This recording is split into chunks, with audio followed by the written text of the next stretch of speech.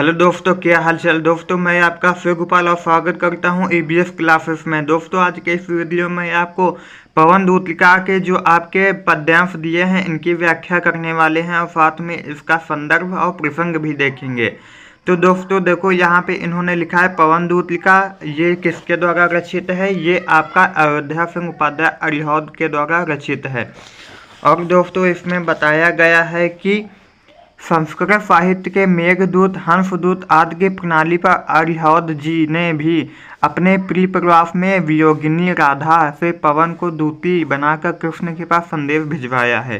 कवि द्वारा चित्रित राधा के विरह कातरा रूप से कहीं बढ़कर परदुख कातरा स्वरूप विशेष दृष्टव्य है। लोक सेविका राधा की उदात्त भावनाएं उनके चरित्र को नवीनता प्रदान करती हैं। यानी कि दोस्तों इसमें राधा के वियोग के बारे में बताया गया है। यानी कि वो जब वियोग में होती हैं तो वे पवन यानी कि हवा के माध्यम से उन्हें अपने श्री कृष्ण के पास संदेश भेजती हैं। तो दोस्तों हम पहला और दूसरा दो लेकर चलेंगे वरना बहुत समय हो जाएगा, लंबा है। तो दोस्तों पहला है, बैठी खिन्ना यक दिवस वे गेह में थी अकेली, आके आंसू दृढ़ युगल में थे धरा को भिगोते, आई धीरे इस सदन में पुष्प संगंध को ले, प्रातः वाली सुपवन इसी काल वातायनों से। और फिर दूसरा आपका है, संतापों को विपुल बढ़ता देख के दुखिता हो, धीरे बोली सा दुख से श्रीमती राधिका यूं, प्यारी प्रातः पवन इतना क्यों मुझे है सताती, क्या तू भी है कलुषित हुई काल की क्रूरता से। यानी कि दोस्तों ये आपका हो गया। इसका हिंदी अनुवाद देख लेते हैं। दोस्तों इसका हम हिंदी अनुवाद देख लेते हैं, मैथिली खिन्ना से लेकर क्रूरता से। ऐसे ही आपको पहले संकेत डालकर और उसके बाद अब लिखना होता है बोर्ड एग्जाम में, तभी पूरे नंबर दिए जाते हैं। संदर्भ में दोस्तों हम लिखेंगे, प्रस्तुत पद्यांश हमारी पाठ्य पुस्तक हिंदी काव्य के पवन दूतलिका नामक शीर्षक से अवतरित है। इसके रचयिता श्री अयोध्या सिंह उपाध्याय अरिहौद जी हैं। और प्रसंग में दोस्तों हम लिखते हैं, प्रस्तुत पद्यांश में राधा द्वारा प्रातःकालीन पवन को फटकार लगाने तथा उनकी मनोस्थिति का वर्णन किया गया है। दोस्तों अब हम व्याख्या देख लेते हैं। आपके पास बुक होगी, आप उससे मिलाना और स्क्रीनशॉट भी कर लेना। कवि कहता है, जब एक दिन दुखी राधिका जी घर में अकेले बैठी थी और उनकी आंखों से आंसू पृथ्वी को भिगो रहे थे, तभी प्रातःकालीन सुगंधित पवन रोशनदानों से होकर घर के अंदर प्रवेश करती है, किंतु इससे राधा का दुख और अधिक बढ़ गया, जिसे देखकर श्रीमती राधिका जी दुखी होकर धीरे से कहती हैं, प्यारी पवन दूतिका तू मुझे इतना क्यों सता रही है, क्या तू भी काल की क्रूरता से मलिन हो गई है। दोस्तों ये आपका पहले पद्यांश का आंसर हो गया, यानी कि व्याख्या हो गई। अब दूसरा पद्यांश देख लेते हैं। तीसरा चौथा देख लेते हैं दोस्तों, जिसमें लिखा है, मेरे प्यारे नौ जलद से कंज से नेत्र वाले, जाके आए ना मधुवन से और ना भेजा संदेशा, मैं रो रो के प्रिय विरह से बावली हो रही हूँ, जाके मेरी सब दुख कथा श्याम को तू सुना दे। और चौथा है आपका, ज्यों ही मेरा भवन तज तू अल्प आगे बढ़ेगी, शोभा वाली सुखद कितनी मंजू कुंजे मिलेंगी, प्यारी छाया मृदुल स्वर से मोह लेंगी तुझे वे, तो भी मेरा दुख लख वहाँ जाना विश्राम लेना। ये आपके चौथे हो गए। इसका हिंदी अनुवाद देख लेते हैं। इसका दोस्तों हो जाएगा, पहले संकेत लिखना है, फिर मेरे प्यारे से लेकर विश्राम लेना तक है। संदर्भ आपका वही रहेगा, पूर्ववत मैंने ऊपर ही बता दिया है। प्रस्तुत पद्यांश हमारी पाठ्य पुस्तक हिंदी काव्य के पवन दूतलिका नामक शीर्षक से लिया गया है, जिसके रचयिता आपके अयोध्या सिंह उपाध्याय जी हैं। ऐसे ही लिखना है, ये ऊपर हमने बता दिया है। अब ये समय पूर्ववत ही रहेगा, प्रसंग आपका चेंज रहेगा। प्रस्तुत पद्यांश में राधा के द्वारा पवन को दूतलिका बनाकर श्री कृष्ण के लिए संदेश भेजने का वर्णन किया गया है। आपका ये हो जाएगा, पवन से अपनी विरह व्यथा बताती हुई राधा कहती हैं कि मेरे प्रिय नवीन कमल के समान नेत्रों वाले कृष्ण जब से मथुरा गए हैं तब से वापस नहीं लौटे और ना ही कोई संदेश भेजा है। मैं अपने प्रिय के विरह में रो रो कर पागल हो रही हूँ, अतः तुम जाकर मेरी दुख भरी कथा से उनको अवगत करा दो। राधा जी पवन से रास्ते में आने वाले विभिन्न प्राकृतिक सौंदर्य से सचेत रहने के लिए कहते हुए आगे कहती हैं कि मेरे घर से कुछ ही दूर जाने के बाद तुम्हें अत्यंत मनोहारी और सुख प्रदान करने वाले घने वृक्ष मिलेंगे, जिसकी शीतल छाया एवं जल प्रवाह तथा पक्षियों की मधुर धुनियाँ तुम्हें अपनी ओर आकर्षित करेंगी। किंतु मेरे दुख को ध्यान में रखकर तुम वहाँ विश्राम न करने लगना।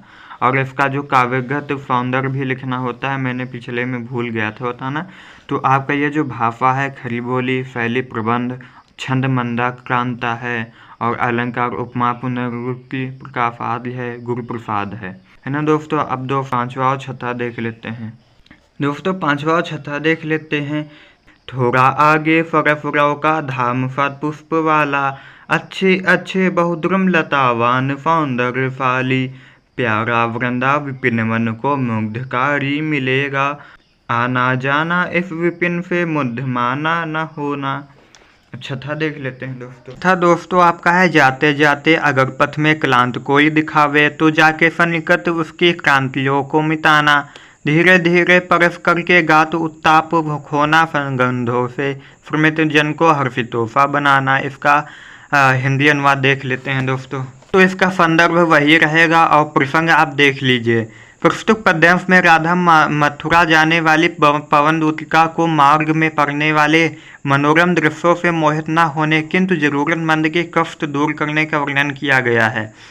व्याख्या दोस्तों, राधा जी मथुरा जा रही पवन दूतिका से कहती हैं कि वह यहाँ जिससे तनिक आगे जाने पर तुम्हें अत्यंत सुंदर वृंदावन मिलेगा। सैकड़ों पुष्पों वाले उस धाम में पक्षियों की मधुर धुनियाँ, तरह तरह के वृक्ष लताएं तुम्हें अपनी ओर आकर्षित करेंगी, किंतु आने जाने के क्रम में तुम उस वन से मोहित मत होना। और राधा जी आगे पवन दूतिका से कहती हैं कि अगर मार्ग में कोई थका हारा व्यक्ति मिल जाए तो तुम उसके पास जाकर धीरे धीरे उसके शरीर को स्पर्श कर उसके दुख संताप को मिटा देना, साथ ही उसके चारों ओर अपनी सुगंध बिखेर कर उस थके व्यक्ति को प्रफुल्लित कर देना। दोस्तों काव्यगत सौंदर्य अब भाषा खड़ी बोली है, शैली, प्रबंध और छंद मंदाक्रांता, अलंकार, पुनरुक्ति, प्रकाश, अनुप्रास है, गुरु प्रसाद है ना दोस्तों।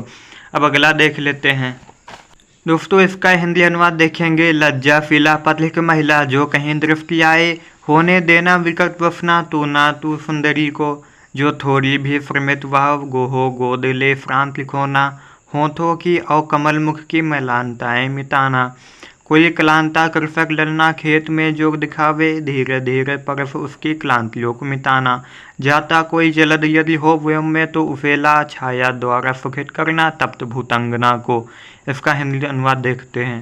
संदर्भ दोस्तों आपका वही रहेगा। प्रसंग प्रस्तुत पद्यांश में राधा जी के द्वारा पवन दूतिका से मार्ग में मिले पथिकों का उपकार करते हुए कृष्ण तक संदेश पहुंचाने का वर्णन किया गया है।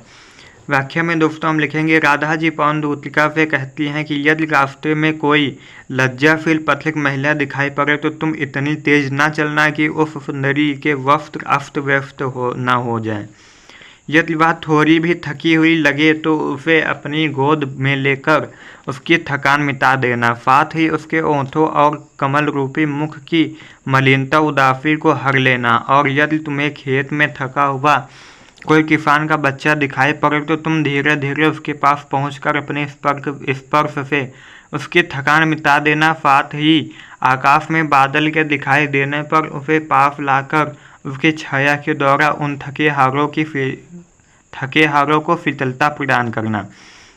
इसका काव्यगत सौंदर्य आपका भाषा खड़ी बोली, शैली, प्रबंध, छंद मंदाक्रांता, गुरु प्रसाद, अलंकार, रूपक, पुनरुक्ति, प्रकाश एवं मानवीकरण है। अगला देखते हैं।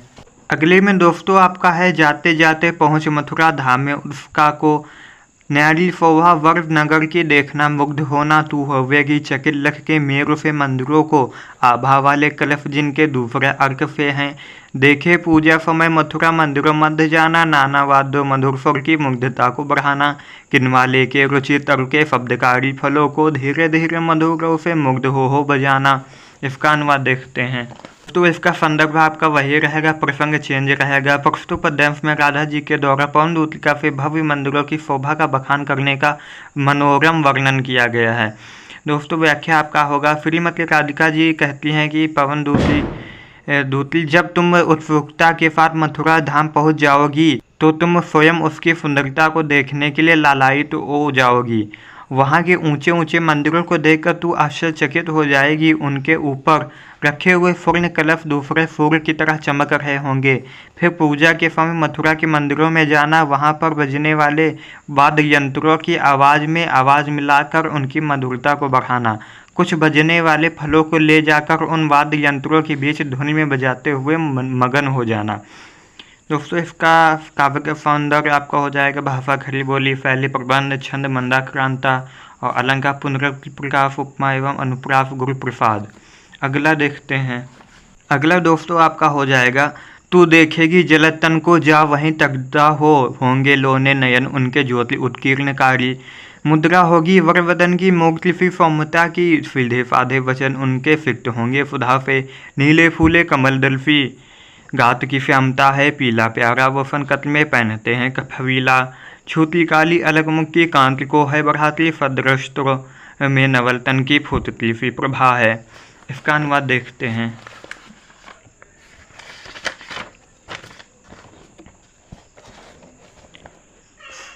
संदर्भ दोस्तों आपका वही रहेगा, प्रसंग चेंज रहेगा। प्रस्तुत पद्यांश में श्रीमती राधिका जी के द्वारा पवनदूतिका से श्री कृष्ण के सुंदर स्वरूप का वर्णन किया गया है। व्याख्या दोस्तों आपका हो जाएगा, श्रीमती राधिका जी पवनदूती से कहती हैं कि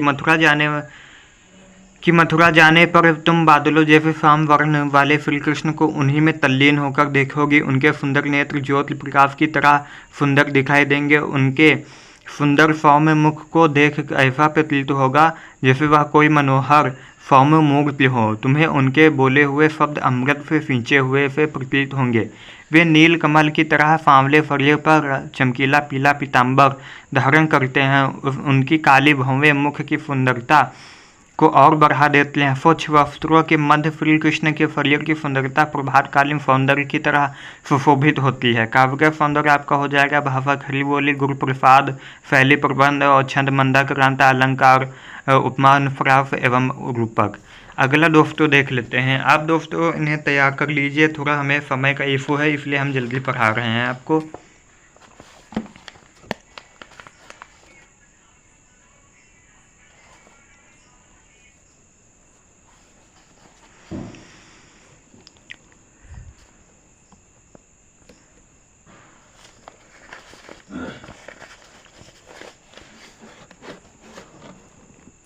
तेरह 14 दोस्तों आपका हो जाएगा सांचे धाला सकल वपु है, दिव्य सौंदर्यशाली फर पुष्पोफी सुरभि उसकी प्राण संपोषिका है। दोनों कंधे वर्षे हैं बड़े ही सजेले, लंबी भावें कलश भरफी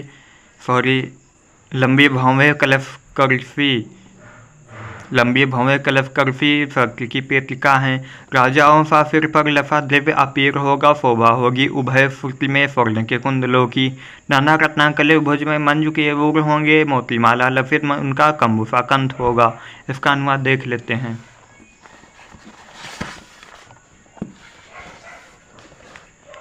संदर्भ दोस्तों आपका वही रहेगा, प्रसंग चेंज रहेगा। प्रस्तुत पद्यांश में श्रीमती राधिका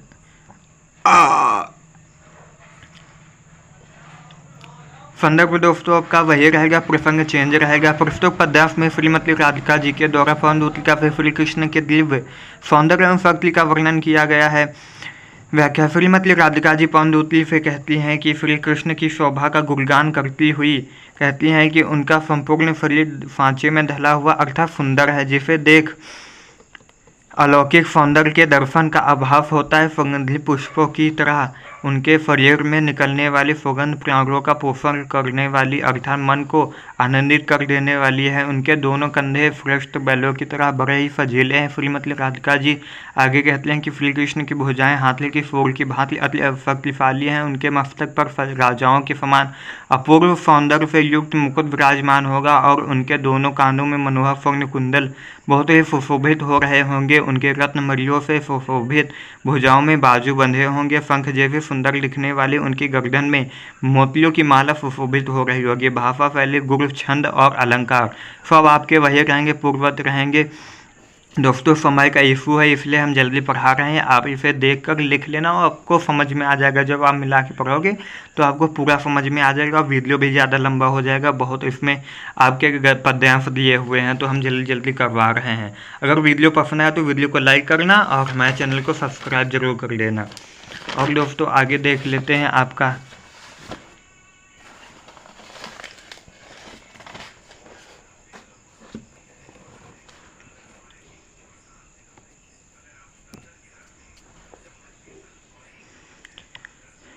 15 और 16 दोस्तों देख लेते हैं। तेरे में है ना यह गुर जो तू व्यथाएं सुनाए, व्यापारों को प्रखर मत और युक्तियों से चलाना। बैठे जो होनी जिस सदन में मेघ फी कांति वाले, तो चित्रों को इस भवन के ध्यान से देख जाना। जो चित्रों में विरह विधुरा का मिले चित्र कोई, तो जाके निकट उसको भाव में यो हिलाना। प्यारे होके चकित जिससे चित्र को और देखे, आशा है यो सूरत उनको हो सकेगी हमारी। हिंदी अनुवाद देख लेते हैं। संदर्भ दोस्तों आपका वही रहेगा। प्रसंग प्रस्तुत पद्यांश में श्रीमती राधिका के द्वारा पवनदूतिका से मुख विहीन होने के बावजूद भी संदेश किस प्रकार सुनाए का वर्णन किया गया है ना। और व्याख्या आपका देख लेते हैं। श्रीमती राधिका जी कहती हैं कि पवनदूतिका, तुम श्री कृष्ण के सम्मुख मेरे दुखों को वाणी से कह पाने में असमर्थ हो। इस कारण मेरी व्यथा और संदेश को उन तक पहुँचाने में अपनी तीव्र बुद्धि और विवेक का प्रयोग करते हुए उचित क्रियाकलापों के माध्यम से अपना कार्य पूर्ण करना। यदि मथुरा पहुंचने पर तुम्हें मेरे प्रीतम जो बादलों की कांति के समान प्रतीत होते हैं, अर्थात सुंदर प्रतीत होते हैं, अपने घर में जब बैठे मिले तब तुम भवन के सारे चित्रों को ध्यानपूर्वक देखना। श्रीमती राधा जी आगे कहते हैं कि यदि उन चित्रों में वियोग से व्यथित किसी स्त्री का चित्र दिखे तो तुम उसके निकट पहुंचकर उसे इस भाव से हिलाना कि मेरे प्रिय विस्मय के साथ उसे देखने लगे। मुझे लगता है कि उस विरहणी का चित्र देख उन्हें मेरी याद आने लगेगी कि मैं भी विरह अग्नि में उसी प्रकार जल रही हूँ। दोस्तों जो शब्द लिखे हैं आपको वही नहीं तैयार करना है, आप अपने हिसाब से भी तैयार कर सकते हो, आपको फुल नंबर मिलेंगे। और दोस्तों आपका भाषा शैली छंद अलंकार गुण सब आपका वही सेम रहेगा। अगला देख लेते हैं। 17-18 दोस्तों देख लेते हैं। जो कोई भी सदन में चित्र उद्यान का हो और हो प्राणी विपुल उसमें घूमते बावले फिर, तो जाके सन्निकट उसके और हिला के उसे भी देवात्मा को फुरत ब्रज के व्याकुलों की कराना। कोई प्यारा कुसुम कुम्हला किह में जो पड़ा हो, तो प्यारे के चरण पर ला डाल देना, उसी को जो देना। ये पवन मतला फूल भी एक बाला मिलाना, हो कमल पग को चूमना चाहती है। इसका हिंदी अनुवाद देख लेते हैं।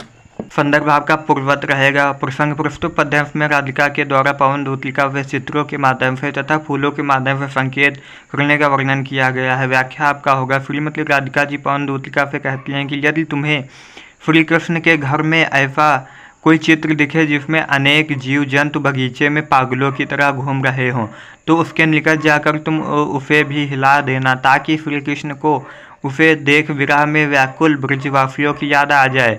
यदि श्री कृष्ण के घर में तुम्हें कोई सुंदर सा फूल मुरझाया हुआ दिखे तो उसे उड़ाकर उनके चरणों पर डाल देना, ताकि उन्हें यह आभास हो सके कि कुम्हलाए हुए फूल भी उदास कोई बालिका व्याकुल होकर उनके चरण चूमना चाहती है। भाषा आपकी शैली छंद अलंकार गुण सब आपके वही सेम रहेंगे। अगला देख लेते हैं दोस्तों। 19 और 20 देख लेते हैं। जो प्यारे मन जो पवन या वातिका में खड़े हों, छिंद्रों में जा कोरित करना वे रुफा किच को यो होवेगी, फुरत उनको स्वरूपांगना की जो है वह फिर प्रमक रुचि से दीर्घ उत्कंठ होती। अब दोस्तों 20वां देख लेते हैं। लाके फूले कमल दल को श्याम के सामने ही, थोड़ा थोड़ा विपुल जल में व्यग्र हो डुबाना, यो देना है भगनी जतला एक अम्भोज नेत्रा आँखों को हो विरह विथुरा वारी में बोरती है। इसका हिंदी अनुवाद देखते हैं। बस आपका ज़्यादा नहीं बचा है, बस आपका वीडियो खत्म ही होने वाला है। तो आपका संदर्भ वही रहेगा। प्रसंग प्रस्तुत पद्यांश में राधा पवन को श्री कृष्ण के समक्ष अपना संदेश भेजने के लिए बांसों की बनी बांसुरियाँ और कमल के खिले हुए फलों सॉरी यहाँ पे फलों लिखा है, यहाँ फलों नहीं फूलों होगा, हुए फूलों को माध्यम बनाने की सीख दे रही हैं। आपका हिंदी अनुवाद हो जाएगा। श्रीमती राधिका जी पवनदूतिका से कहती हैं कि यदि तुम्हें श्री कृष्ण किसी उपवन अथवा बगीचे में खड़े नजर आए तो तुम बांसों के छिद्रों में पहुंचकर उन्हें बांसुरी के सदृश बजाना, ताकि उन्हें उनकी बांसुरी सुनने के लिए व्याकुल होती गोपियों की याद आ जाए। राधा आगे कहती हैं कि मेरे प्रीतम के समक्ष ही खिले हुए कमल की पंखुड़ियों को व्याकुल होकर थोड़ा थोड़ा जल में डुबोना, ताकि हे बहन यह देख श्री कृष्ण को इसका आभास हो जाए कि कमल नेत्रों वाली राधा वियोग में व्यथित होकर अपने नेत्रों को आंसुओं में डुबोए रखती है, अर्थात दिन रात रोती रहती है। काव्यगत सौंदर्य आपका वही पूर्ववत रहेगा। अगला देख लेते हैं दोस्तों। 21-22 दोस्तों देख लेते हैं। धीरे लाना वहन करके नीप का पुष्प को, ये और प्यारे के चपल दृग के सामने डाल देना ऐसे देना। प्रकट दिखला नित्य आशंकिता को, कैसी होती विरह वश में नित्य रोमांचिता हूँ। बैठे नीचे जिस वितप के श्याम होवे उसी का, कोई पत्ता निकट उनके नेत्र के ले हिलाना। यो प्यारे को विदित करना चातुरी से दिखाना, मेरे चिंता विजित चित्त का क्लांत हो कांप जाना। अब इसका हिंदी अनुवाद देख लेते हैं।